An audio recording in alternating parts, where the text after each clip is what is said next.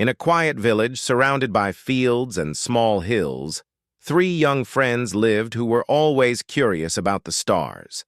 Their names were Rehan, Asha, and Kabir. They were not like most teenagers. While others played games or watched TV, these three spent their nights on the roof of Rehan's house, looking up at the sky. They had a small homemade telescope and a strange-looking device that they built from old radio parts. It made buzzing sounds and sometimes caught signals from far away. One warm summer night, while the sky was clear and full of stars, they heard something unusual. Kabir was adjusting the dials on the radio device when a strange rhythm started playing through the small speaker. It wasn't music. It wasn't any language they understood. It was just a pattern, long beeps and short ones, repeating in a strange way. At first, they thought it was some kind of interference or a prank. But as they recorded the sound and played it again, Asha noticed something strange. The pattern was too organized. It was not random. Over the next few days, they listened to the recording again and again. They copied the pattern onto paper, using dots and dashes to mark the long and short sounds. It started to look like a code, like someone or something was trying to send a message. Rehan suggested they go visit someone who might understand codes. There was a retired space scientist named Dr. Arvind who lived 2 villages away. Had once worked with Isro, but now lived a quiet life with his books and memories. People said he had gone a little silent in his old age, but he still knew more about space than anyone they had ever met. They took their recording and papers to him. At first, Dr. Arvind didn't say much. He listened quietly, his eyes half closed. Then he opened a dusty box filled with old notebooks and compared the patterns. Hours passed. Finally, he looked up at them and said something that sent chills down their spines. "This is not from Earth," he said. The room fell silent. He explained that the signal had a structure that was common in ancient universal codes. Some scientists believed that if life ever existed outside Earth, it would send messages in simple math or repeated rhythms. And this one matched a pattern he had once seen in a research paper, a signal detected long ago but never decoded.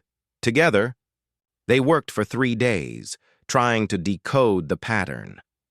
Dr. Arvind used a computer to run the sound through different filters. Slowly, shapes began to appear, symbols that looked like letters, but not from any modern language. It was old, very old. It looked like Sanskrit, mixed with symbols found in Egyptian and Mayan writing. Asha, who had learned some ancient languages in school, helped connect the dots. What they found shocked them all. The message read, "To those who still carry the spark, the force is fading. Only the true seekers may find the last remaining hope. Find the force, find humanity." They read the words again and again. What did it mean? Who sent this? And what was the force they were talking about? Rehan looked at the others. "Are we the seekers?" he asked slowly. Kabir laughed nervously. "Maybe someone's playing a very big joke on us." But Dr. Arvind didn't laugh. He stood up and walked to the window, staring at the stars. "I don't think this is a joke," he said. "I think something or someone far away is reaching out. And you 3 heard it." From that day, everything changed for the 3 friends. They were no longer just students playing with a telescope. They had been chosen, though they didn't fully understand how or why. They had heard a message that no one else had noticed, and it was asking them to find something powerful, something called humanity. They kept their discovery secret, only telling their families that they were working on a science project. Every evening they gathered in Rehan's room, spreading out papers, maps, and books. They started reading stories from around the world, myths, legends, and old books that talked about forces hidden within people. They looked into ancient texts that mentioned energy, light, goodness, and spirit. Asha believed that the message wasn't about a superpower or a weapon. "What if humanity is not just about people?" she said one night. "What if it's something we lost long ago, like kindness or love or the ability to care for each other?" Rehan nodded. "Maybe it's what keeps the world together." Kabir looked at the stars. "Then why is it fading?" The question stayed in their minds. If humanity was a real force, something that once connected people across the world, maybe even across the universe, then why was it disappearing? One night, the radio buzzed again. Another signal, shorter this time, but with the same rhythm. It was like a soft reminder. They were being watched, or maybe guided. But by who? They didn't know the answer. Not yet. But one thing was certain. They had been chosen to find something that the world had forgotten, and their journey was just beginning. Rehan, Asha, and Kabir had discovered something that changed their lives. The mysterious message they found didn't come from any country or person on Earth. It came from somewhere far away, from a place unknown.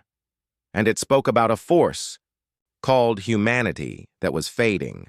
That word stayed with them, echoing in their minds like a puzzle they needed to solve. They began their search in the only way they knew, by asking questions. What was this force? Was it real, or just an idea? If it was real, how could they find it? They decided to start close to home. Every day after school, they would visit different people in the village, elders, teachers, even farmers and shopkeepers. They asked a simple question. What does humanity mean to you? At first, some people laughed, others were confused. But slowly, the answers started coming. An old man who had survived the war said, "Humanity is when a soldier carries his enemy's wounded child to safety." A teacher said, "Humanity is when students help each other succeed, not just think about themselves." A fruit seller told them a story. Years ago, during a train accident, he saw strangers helping strangers, sharing water, food, and even offering their blood at a hospital.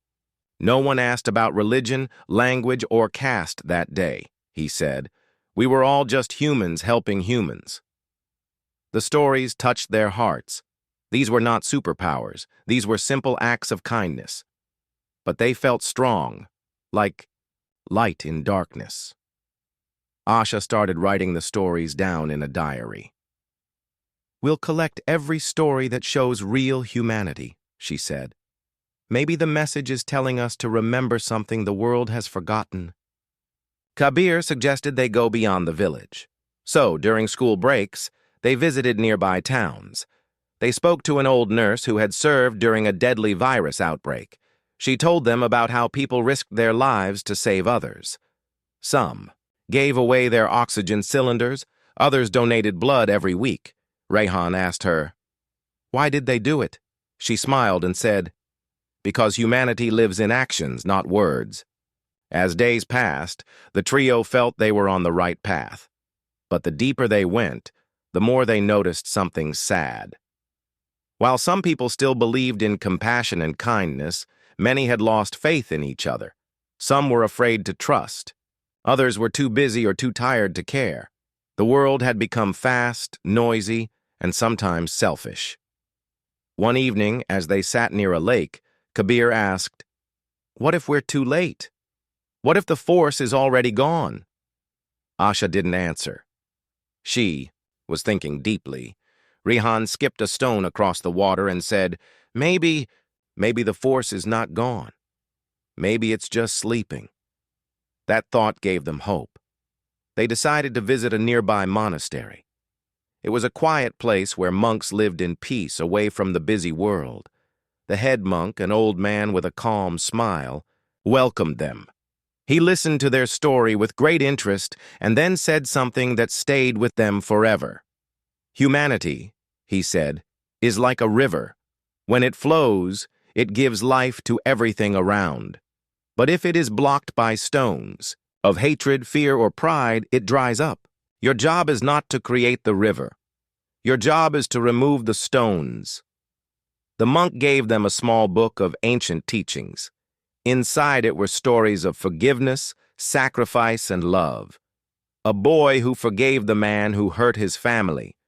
A woman who shared her only meal with a starving stranger. A group of villagers who built a shelter for homeless children without asking for anything in return. The three friends were amazed.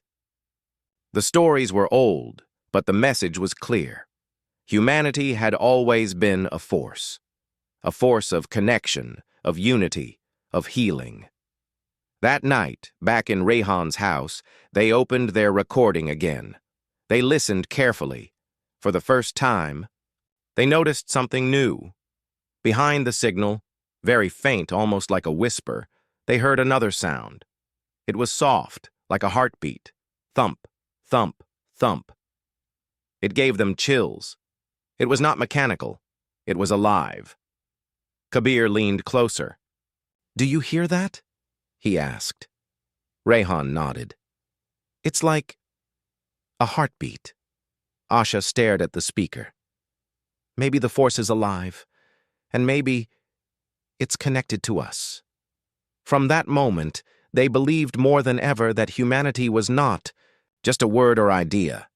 It was something real, something that could live, grow, or even fade, depending on how people treated each other. They made a new plan. "We'll keep collecting stories," Asha said, "but not just from here. We'll ask people from other cities, maybe even other countries." Kabir added, "Let's use the internet. We can share these stories online." Rehan nodded. "And maybe we'll inspire others to do the same." They created a blog called The Humanity Force. They posted stories every week, stories of bravery, kindness, sacrifice, and love. Slowly, people began to notice.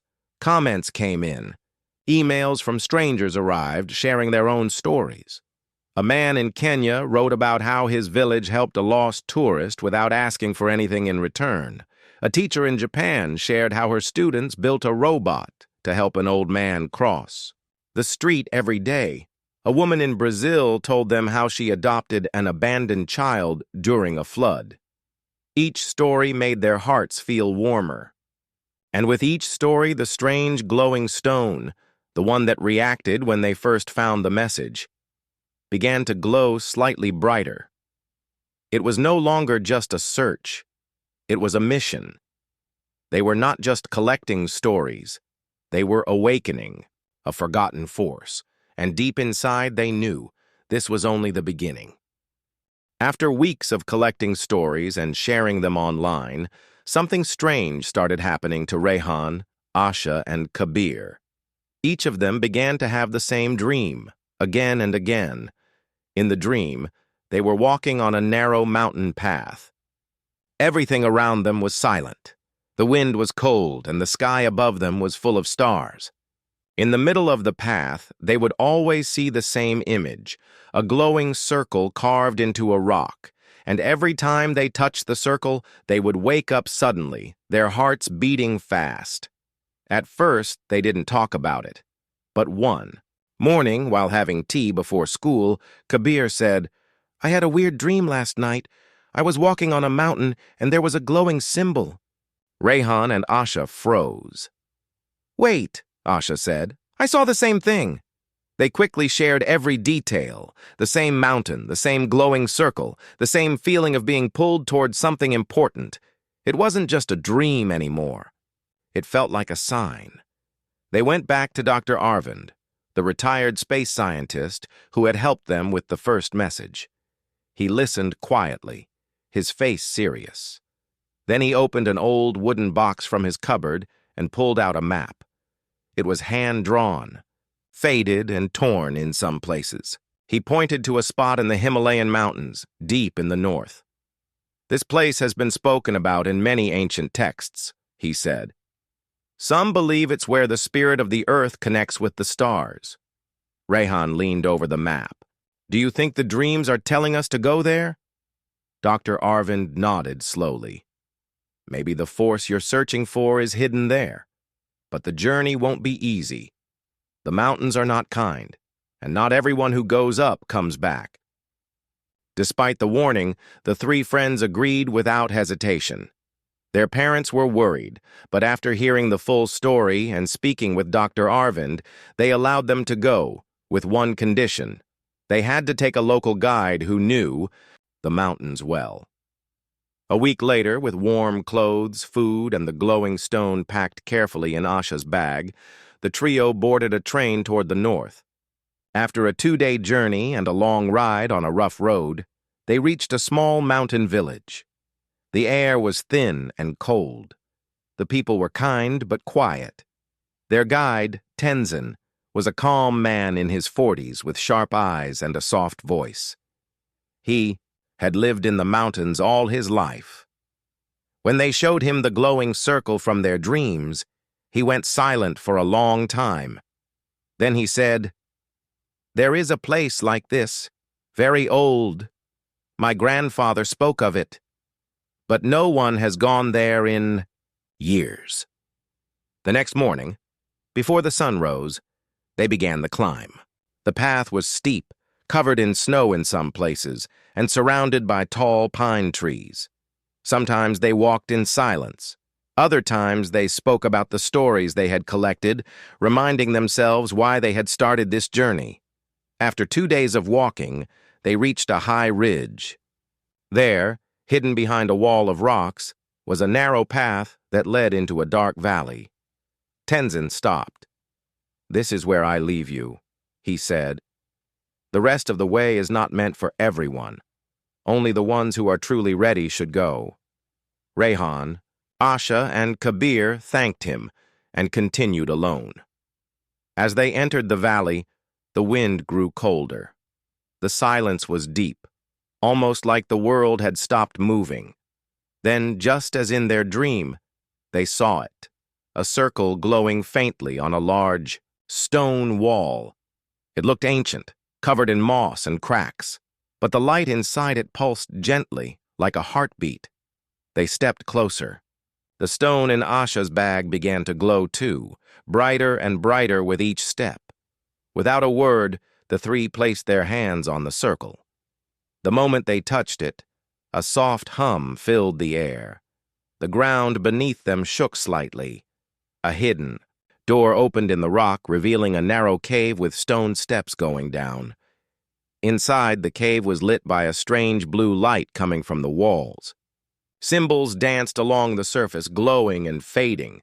The air was warm and still. They walked slowly, carefully, their hearts beating fast. At the end of the tunnel, they entered a round chamber. In the center was a pedestal, and on it, a book, made of something that looked like stone but felt like silk. When they opened it, the pages began to glow, and the writings rearranged themselves into words they could understand. To those who still believe, humanity is not lost. It sleeps in the heart of every living being, but only the pure of heart may awaken it. Suddenly, the room filled with light. Memories from people all over the world appeared in the air. Images of kindness, sacrifice, love, unity.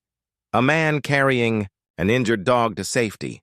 A woman giving her last meal to a child. A group of strangers forming a human chain during a flood to save one person. Tears filled Asha's eyes. "These are real people," Kabir whispered. "These are the hidden stories of humanity."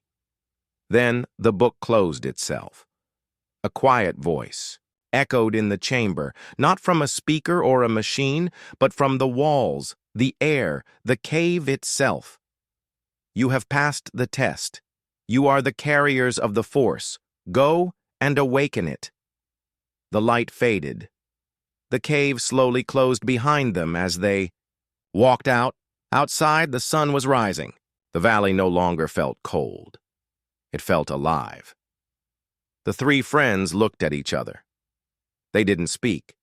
They didn't need to. Something inside them had changed. They had seen the truth, and now they had a new mission: to bring that truth back to the world, to awaken the force called humanity in every person they met. When Rehan, Asha, and Kabir returned from the mountains, they were not the same. The journey had changed something inside them. Their eyes were calm, their hearts were full, and their minds clearer than ever before. They had touched something, beyond understanding, a living force hidden inside the stories of kindness and love. And now, they had been trusted with a mission, to awaken that force in others. Back in their village, they started small. Asha suggested they begin by helping people around them, not for praise, but to spread the spirit of humanity. So, they visited old people who lived alone.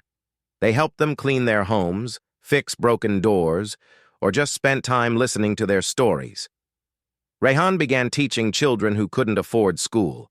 He would sit under a tree with books, and soon, more children started joining him. Kabir helped a man rebuild his damaged shop after a storm, working every day after school without asking for anything. With every small act, the stone they had carried from the mountains glowed a little more. It pulsed like a heartbeat, slow and steady, as if it was alive and watching them.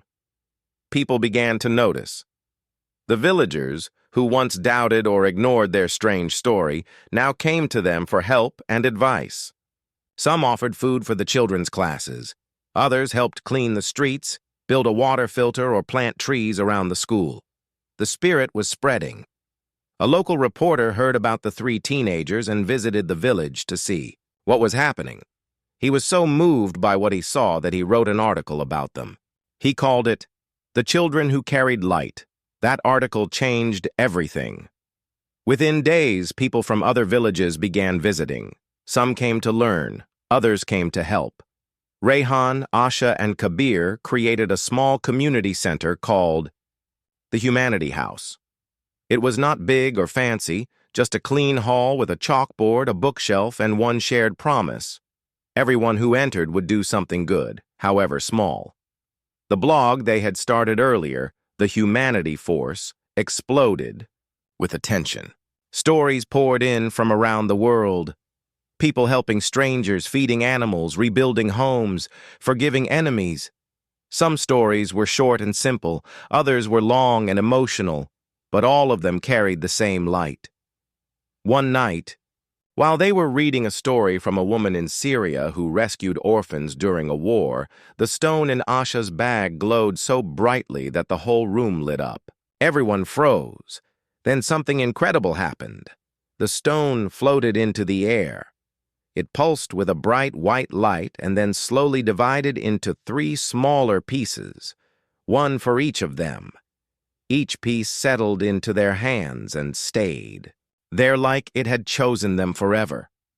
That night, Rehan whispered, "We're not just finding the force anymore, we're becoming a part of it."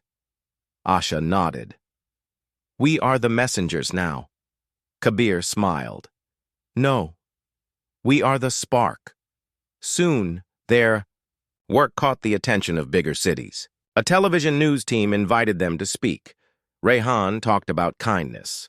Asha spoke about the stories that changed her. Kabir explained how the real change starts with one small action. Their message was simple. Humanity is a force that lives in each of us. When we use it, the world heals. That night, thousands of people from across the world joined their blog. People from every language, country, and culture. It didn't matter where they were from. Everyone believed in the same thing, that the world could be better if we just remembered how to care. It was no longer just a mission. It was a movement, and it was growing. A year had passed since Rehan, Asha, and Kabir first heard the strange signal on their homemade device. Their lives had changed more than they could ever imagine. What started as a simple curiosity had turned into something bigger than all of them. A global wave of kindness and hope. The Humanity House had grown. New centers opened in other villages and towns, run by people who were inspired by their journey. Volunteers came from across the world to learn, to help, and to share. In schools, children read stories from the Humanity blog. In hospitals, doctors and nurses wore badges with the glowing humanity symbol. In prisons, inmates were encouraged to do acts of service as part of their healing. The force of humanity had begun to touch places where it was once forgotten. One day, Rayhan received a phone call from a woman named Maria. She worked with the United Nations and had been following their work. "We would like you to speak at our World Conference," she said. "Your story has given people hope. We need that now more than ever." The three friends couldn't believe it. They had once been students in a quiet village. Now they were being asked to speak to leaders from all over the world. They traveled to New York City. It was their first time on a plane, first time seeing such a big city. They were nervous, but they knew this was important. On the day of the conference, the hall was filled with people, presidents, scientists, artists, and activists. The audience waited quietly as Rayhan, Asha, and Kabir stepped on stage. Rayhan spoke first. "We are not heroes. We are not special. We were just lucky enough to hear a message," Asha continued. The message was simple. Humanity is a force, and it's fading, but we can bring it back, with kindness, with courage, and with love. Kabir finished. "You don't need money, power, or fame. You just need to care. That's how the force lives. Through you. Through us." The room was silent. Then came the sound of clapping. Soft at first, then louder, until everyone was standing, cheering not just for them, but for the idea they had brought back to life. After the conference, the glowing stones were placed in a special museum called the Hall of Hope. People visited every day, not just to see the stones, but to read the stories that surrounded them. Stories of ordinary people doing extraordinary things, without expecting anything in return. Back in their village, life returned to a calm rhythm. But the mission never stopped. They continued collecting stories, helping people, and reminding the world that the real power didn't lie in weapons or machines. It lived in human hearts, in the quiet choice to forgive, in the brave step to protect, in the gentle hand that lifts another. They had found the force. They had awakened it. And now, they had passed it on to the world. Because humanity was not just a memory from the past. It was the future, waiting to be chosen again.